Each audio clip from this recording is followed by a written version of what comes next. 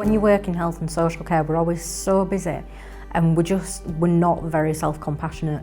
We don't take much time to just kind of sit. And one of the main kind of things I learned from the compassionate leadership course was that compassion starts with yourself. And it's really true, it's important to kind of take that time out for yourself. And I think Schwartz Rounds is a really good way of doing that. People do not understand Schwartz Rounds to start with because they are not a problem-solving exercise, they are not clinical supervision, they are simply a reflective space. It is people of all levels coming together to discuss shared experiences, make each other feel cared for, people feel less alone, and it does result in better patient care and better staff wellbeing. The most memorable Schwartz Round I went to was one I spoke at, and the topic was when we can't fix it. And I spoke about an incident during surgery where, as a result of the actions that we took within the surgical journey for that patient ended up really quite ill, ended up in intensive care. A typical Schwartz Round is just over an hour long.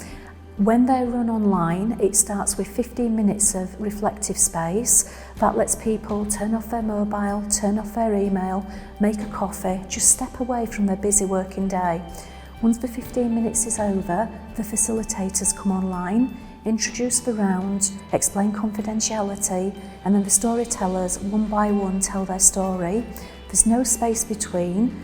After the final storyteller has told their story, people are invited to switch on their camera if they wish, and then to ask questions, offer reflections, and discuss what they've just heard. It's very quick, but well worth the time. Working in healthcare does have an emotional impact, and we carry these things with us.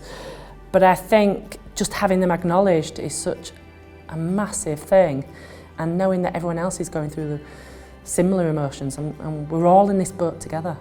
The success has been brilliant really, and the data has shown a significant impact for individuals and groups of people, and that's the really heartwarming bit, is that you're not in this by yourself. To move away from the clinical focus but more on towards the emotional focus made so much sense, especially because of the time that I was hearing about it, which would be mid-pandemic.